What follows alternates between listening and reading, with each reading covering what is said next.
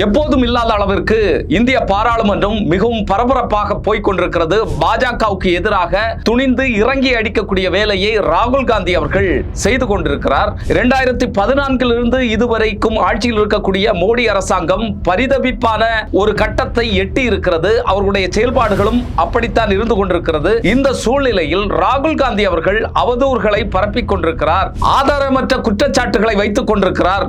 அவையை தவறாக வழிநடத்தி கொண்டிருக்கிறார் என்ற குற்றச்சாட்டுகளை வைத்து அவரை பதவி நீக்கம் செய்ய போகிறோம், இதை நாங்கள் செய்தே தீருவோம் என்று மத்திய அமைச்சர் கிரண் ரிஜிஜு அவர்கள் பேசிக் கொண்டிருக்கிறார். அப்படி ராகுல் காந்தி அவர்கள் என்ன பேசினார்? அதில் உண்மை இல்லையா?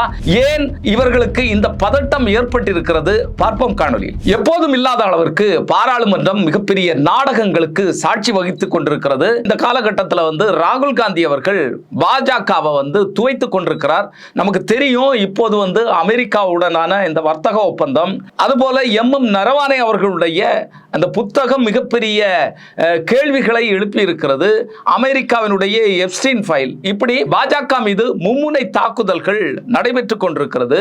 பாஜக மீதும் மோடி அரசாங்கம் மீதும் மக்களுக்கு மிகப்பெரிய அவநம்பிக்கை உருவாகி கொண்டிருக்கிறது. ஏன் இந்த அவநம்பிக்கை உருவாச்சு அப்படிங்கிறதெல்லாம் நமக்கு தெரியும். இதுல இந்த பட்ஜெட் மீதான விவாதங்கள், உரைகள் நடைபெற்றுக் கொண்டிருக்கிறது. இதுல தான் ராகுல் காந்தி அவர்கள் துணிந்து அடித்திருக்கிறார். இது நீங்க பேசுறது முறையல்ல, இது பாராளுமன்ற விதிகளுக்கு அப்பாற்பட்டது அப்படின்னு சொல்றாங்க. என்ன பேசினாரு? நியாயமாக இந்தியாவில் என்னென்ன விஷயங்கள் விவாதிக்கப்படணுமோ அந்த விஷயங்களை விவாதிப்பதற்காகத்தான் பாராளுமன்றம் இருக்கிறது. அந்த விஷயங்களை தான் நாடாளுமன்றத்தில் ராகுல் காந்தி அவர்கள் பேசினார். அதாவது ஒரு ஒப்பந்தம், உலகத்திலேயே மிகவும் பிரமாதமான ஒப்பந்தம், இந்தியா இதுவரைக்கும் இப்படிப்பட்ட ஒரு ஒப்பந்தத்தை நிகழ்த்தவில்லை அப்படிங்கிறத மார்தட்டி கொண்டிருக்கிறார்கள் பாஜகவினர், பாஜக ஊடகங்கள் எல்லாம். அந்த அளவுக்கு ஒரு சிறப்பான ஒப்பந்தம்னா அந்த ஒப்பந்தத்தை நீங்கள் நாடாளுமன்றத்தில் பேசியிருக்க வேண்டும், நாடாளுமன்றத்தில் அதை பற்றி விவாதித்திருக்க வேண்டும். அதனுடைய முறைப்படி அந்த விஷயங்களை எல்லாம் செஞ்சுட்டு இருக்கணும். ஆனால் ஒரு அடிமை சாசனம் எழுதுவது போல அமெரிக்காவினுடைய கால்களில் மண்டிட்டு பிரதமர் மோடி அவர்கள் இந்த ஒப்பந்தத்துக்கு கையெழுத்து போட்டிருக்கிறார். இதில் தான் பல்வேறு கேள்விகளை ராகுல் காந்தி அவர்கள் எழுப்பியிருக்கிறார். இந்த ஒப்பந்தம் எந்த வகையிலும் இந்தியாவுக்கு உதவாது. இந்தியாவினுடைய ஆன்மாவை நீங்கள் கொண்டு அடகு வைத்து விட்டீர்கள், இந்தியாவை சரணாகதி அடைய வைத்து விட்டீர்கள், 150 கோடி மக்களுடைய எதிர்காலத்தை சீரழித்து விட்டீர்கள் அப்படின்னு சொல்றார். இதுல எந்த அளவுக்கு உண்மை இருக்கு, உண்மை இல்லை, அதை தானே நீங்க பேசணும். ஆனா நீங்க பேசவே கூடாது. அவையை தவறாக வழிநடத்துகிறீர்கள், உங்களை பதவி நீக்கம் பண்றோம் பாருங்க அப்படின்னு சொல்றதுக்கான நியாயம் எங்கிருந்து வருகிறது அப்படிங்கிற கேள்விதான் இருக்கு. நீங்க சொல்றது பொய், முற்றிலும் பொய், அதற்கான ஆதாரங்களை நாங்க தாரோம் அப்படின்னு சொல்றது நியாயம். ஆனா பேசவே அனுமதிக்காதது எந்த வகையில் நியாயம் அப்படிங்கிறது தெரியல. இந்த வர்த்தக ஒப்பந்தத்தை பற்றி பாஜக என்ன பேசுகிறது? இந்திய விவசாயிகளுடைய நலனை எப்போதும் நாங்கள் காத்து கொண்டிருப்போம் அப்படி சொல்றாங்க. எண்ணெய் வர்த்தகம், இந்திய மக்களுடைய எரிசக்தி விஷயத்தில் நாங்கள் மிகவும் அக்கறையாக இருக்கிறோம். உலக அளவில் நமக்கு லாபகரமான இடம் எங்கே இருக்கோ அங்கே தானே நம்ம எண்ணெய் வாங்க முடியும் அப்படின்னு சொல்றாங்க. இதுக்கு முன்னால என்ன சொன்னாங்க? மானிய விலையில் கிடைக்கக்கூடிய, மலிவு விலையில் கிடைக்கக்கூடிய ரஷ்யாவினுடைய எண்ணெயை வாங்குறோம் அப்படின்னு சொன்னீங்க. அதையும் அதானி அம்பானிகளுடைய வாயில் நீங்கள் ஊற்றி கொடுத்தீர்கள். இந்திய மக்களுக்கு அதனால பிரயோஜனம் இல்லை, ஏதாவது ஒரு வகையில் பிரயோஜனம் வந்தது சரி.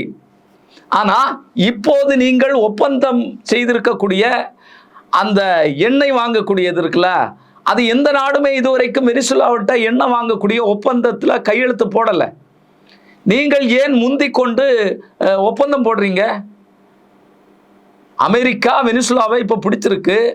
வெனிசுலாவினுடைய எண்ணெய் உலக அளவில் இருக்கக்கூடிய மற்ற எண்ணெய்கள் மாதிரி இல்லை. அதற்கு தனியாக இயந்திரங்கள் வேணும், உபகரணங்கள் வேணும். அதை பிரித்து எடுக்கிறதுக்காக அதையும் இந்தியா தான் செய்யணும்.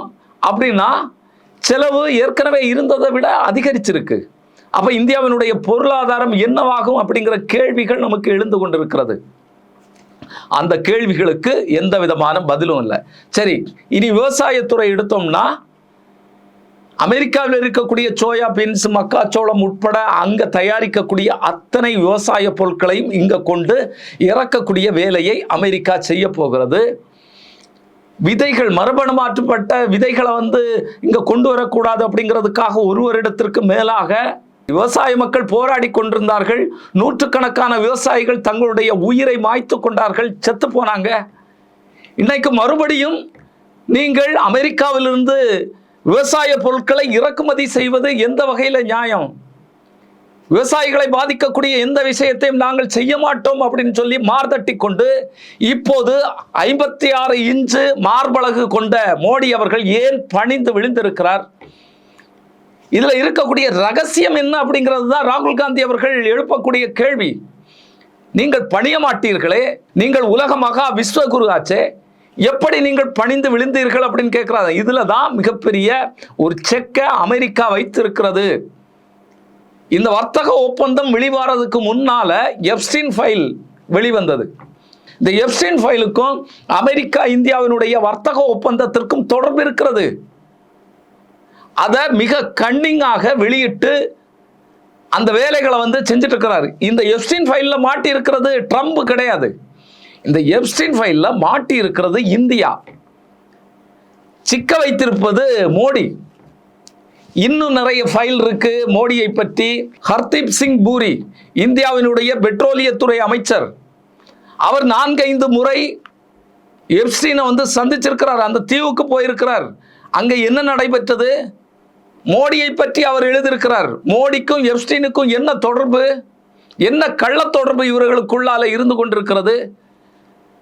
2008 ஒரு குற்றவாளியாக, பாலியல் குற்றவாளியாக ஜெயிலில் இருந்த ஒரு நபர், அது இந்தியாவுக்கு தெரியும், மோடி அரசாங்கத்திற்கு நன்றாகவே தெரியும். அப்படின்னா மோடி அவர்கள் 2014 இங்க பிரதமராக பதவியேற்ற பிறகு எப்ஸ்டீனை ஒரு தரகராக பயன்படுத்தி அமெரிக்காவுக்கு போறது, அமெரிக்காவில் இவர்களுடைய இந்த பக்கபலமாக இருக்கக்கூடிய கைமணிகள் அதானிக்கும் அம்பானிக்குமான பொருளாதார ஒப்பந்தங்களை செய்வது, இப்படிப்பட்ட பல்வேறு வேலைகள் நடந்திருக்கு. இதுல முக்கிய புள்ளியாக எப்ஸ்டீன் இருந்திருக்கிறாரு. அனில் அம்பானி எப்ஸ்டீனை பார்த்திருக்கிறாரு. மோடி சார்பாக இன்னொரு நபரும் எப்ஸ்டீனை பார்த்திருக்கிறார். மோடிக்காக கவுடி மோடி என்கிற ஒரு நிகழ்ச்சியை அமெரிக்காவில் நடத்தி இருக்கிறார்கள். அப்படின்னு சொன்னா என்ன செக்கு, என்ன மையப்புள்ளியிலிருந்து இதெல்லாம் நடந்திருக்கிறது? ட்ரம்ப் போல, பிரிட்டனுடைய இளவரசர் போல மோடி அவர்களும் இந்த எப்ஸ்டீன் ஃபைல்ல சொல்லி இருக்கக்கூடிய விஷயங்களில் மாட்டி இருக்கிறாரா என்கிற கேள்வி நமக்கு எழும்பி இருக்கிறது. 150 கோடி மக்களுடைய வாழ்க்கையை, எதிர்காலத்தை கொண்டு அடகு வைக்கணும்னா அதற்கு ஏதாவது ஒரு விஷயம் இருக்கணும் இல்லையா? அது இல்லாம இது எப்படி சாத்தியமா இருக்கும்? அதுதான் ராகுல் காந்தி சொல்றாரு. எங்களுடைய காங்கிரஸ் அரசு இப்போது இருந்திருந்தால் எங்களுடைய பொருட்களுக்கு அமெரிக்காவில் இறங்கும் போது 18% வரி, உங்களுடைய பொருள் இங்கே இறங்குறதுக்கும் நாங்கள் 18% வரி விதிப்போம். அப்படி ஆண்மகனாக நாங்கள் சொல்லி இருப்போம். ஏன் மோடி அவர்கள் அடிபணிந்து போனார்? ஒட்டுமொத்த இந்தியாவினுடைய பொருளாதார நலன்களை ஏன் கொண்டு அமெரிக்காவினுடைய ட்ரம்பினுடைய காலடிகளில் போய் போட்டாரு அப்படிங்கிற கேள்விதான் எழும்பியிருக்கிறது. நண்பர்களே, இந்தியாவை ஒரு குப்பை காடாக அமெரிக்கா நினைத்திருக்கிறது.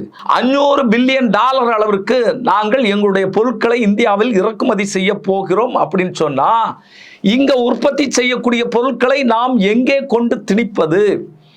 இங்க உற்பத்தி மூலமாக விவசாயிகள் வாழ்ந்து கொண்டிருக்கிறார்கள். இங்க இருக்கக்கூடிய சிறு குறு நிறுவனங்கள் வாழ்ந்து கொண்டிருக்கிறது. ஜவுளித்துறை வாழ்ந்து கொண்டிருக்கிறது. அப்ப இந்த பொருட்கள் எல்லாம் எங்க கொண்டு நம்ம போடுறது? இதையெல்லாம் குப்பையில கொண்டு போட்டுட்டு அமெரிக்காவிலிருந்து வரக்கூடிய மரபணு மாற்றம் செய்யப்பட்ட பொருட்களை, விவசாய பொருட்களை வாங்கி தின்னணுமா?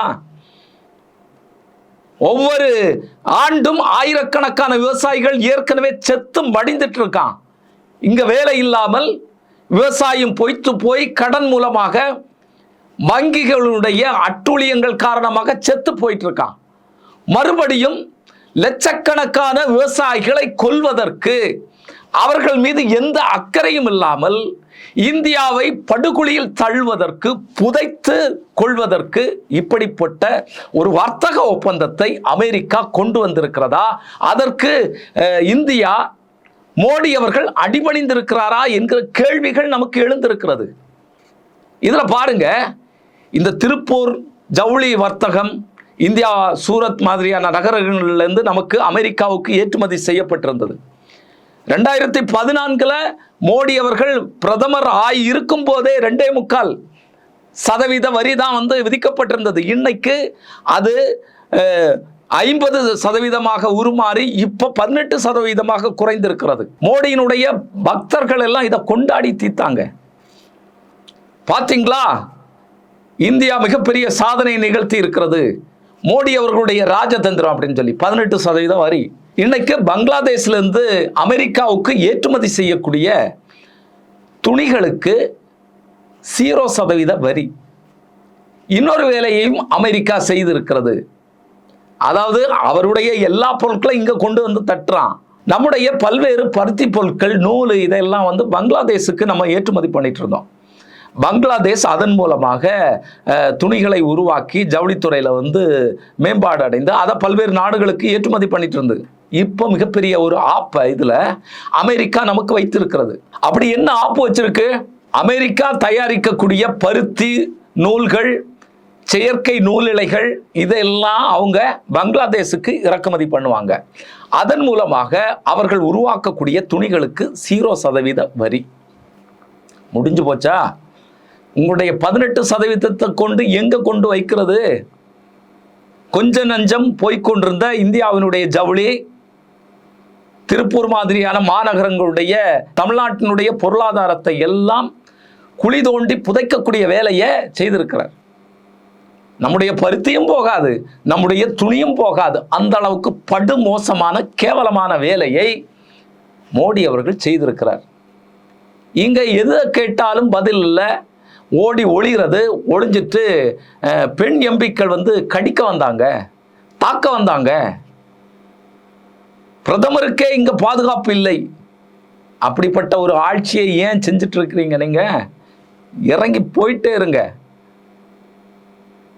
மிக பெரும் அட்டூழியங்களை, இந்தியாவினுடைய எதிர்காலத்தையே பாழாக்கக்கூடிய வேலைகளை மோடி அரசாங்கம் செய்திருக்கிறது. 20 வருட காலத்திற்கு இந்த ஒப்பந்தத்தை இவர்கள் போட்டிருக்கிறார்கள். $500 பில்லியன். $500 பில்லியன் அதோட முடிஞ்சது. இந்தியாவினுடைய பொருளாதாரம் அதோட சீரழிந்து சின்னாபின்னமானது. இங்கே இருக்கக்கூடிய சிறு குறு விவசாயம், உற்பத்தி நிலையங்கள் எல்லாவற்றையும் நம்ம பூட்டிட்டு போக வேண்டியதான். 1-2 பெரும் முதலாளிகளுக்கு மட்டும்தான் லாபம். குஜராத் மார்வாடிகள் இனி கொழுத்து திளைப்பார்கள். அதானியும் அம்பானியும் உலகளவில் அவர்களுடைய பொருளாதாரத்தை வளர்த்து கொள்வார்கள். இந்தியாவில் இறங்கக்கூடிய இந்த குப்பைகளை எல்லாம் இவர்கள் தான் பேக் பண்ணி நமக்கு தருவாங்க, இங்கே உள்ள மக்களுக்கெல்லாம் தருவாங்க. அதன் மூலமாக அவர்களுக்கு கமிஷன். இதுதான் இவர்களுடைய லட்சியமாக இருக்கு. அதுபோல நரவானே மிகப்பெரிய ஒரு குற்றச்சாட்டை பாஜக அரசு மீது வைத்திருக்கிறார் இல்லையா? இந்தியா சீனா எல்லையோரத்தில் சீன ராணுவம் நம்முடைய பகுதிகளை ஆக்கிரமிப்பு பண்ணிட்டு இருக்கும் போது இங்க இருக்கக்கூடிய அமைச்சகத்துக்கும் அமைச்சருக்கும் மோடி அவர்களுக்கும் தொடர்பு கொண்டா இவர்கள் எல்லாம் தொடர்பு எல்லைக்கு வெளியில போறாங்க. பார்த்து சொல்றோம்னு சொல்லி ரொம்ப சாவகாசமாக தேநீர் எல்லாம் அருந்து விட்டு சாப்பிட்டு விட்டு கதையெல்லாம் விடுறாங்க. உங்களுடைய விருப்பப்படி செய்யுங்கள். நாட்டினுடைய பிரதமரும் பாதுகாப்பு அமைச்சரும் பேசக்கூடிய பேச்சுக்கள் தான் இவை. இதையெல்லாம் கேள்வி கேட்கும்போது அதற்கு பதில் இல்லை. எப்ஸ்டீன் ஃபைல் கேட்கும்போது அதற்கு பதில் இல்லை. இங்கே இருக்கக்கூடிய விவசாயத்தை ஏன் நாசப்படுத்துறீங்க?